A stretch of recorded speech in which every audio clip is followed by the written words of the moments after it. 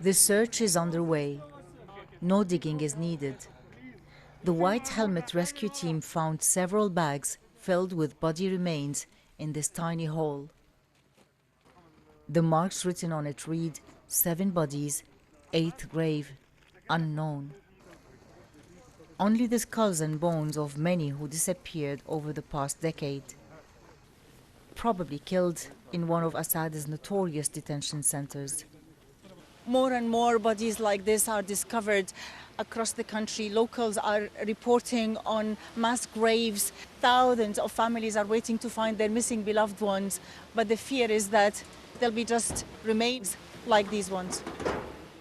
Today, after receiving the call about possible mass grave here, we found on the ground, not under the ground, remains of 7 civilian people. And we conducted the procedure for this operation, so in the future we can identify those people who were killed. For a group like them, it's a heavy burden to carry alone. So it will be a long journey to find and to have the truth, and for each family knows where is the missing of her beloved ones or any relative. Not far away, another mass grave.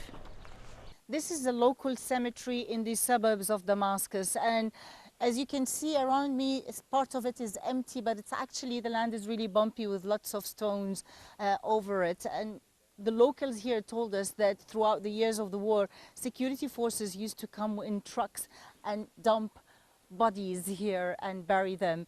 The only professional team that is operating and have the tools to do forensic digging and DNA tests are the White Helmet at the moment, and they're stretched out every day. They're receiving many calls about different locations, and they're taking it step by step.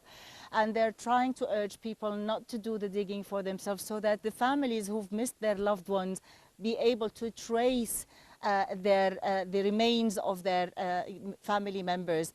Human rights organizations documented over 100,000 missing Syrians in Assad's prisons. And after opening all the prisons across the country, they've come up to say that at least 80,000 are believed to be dead. The town's religious leader, Abdul Qadir al-Sheikha from Qutaifa, was there in one of the burials praying for the dead. He told me that in this 30 square meters, at least 100 were buried. But families are not giving up hope. At one detention center, hundreds of IDs are scattered on the ground for those who were detained by Assad forces. People are searching for traces of their missing ones. The numbers of those tortured to death in prison cells are mounting and possibly rounding 150,000. But with mass graves discovered, right groups suggest this number may be doubled. This woman's brother disappeared in 2014.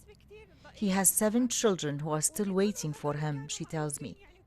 But for many others, even the remains of their loved ones will give them a closure, a decent farewell.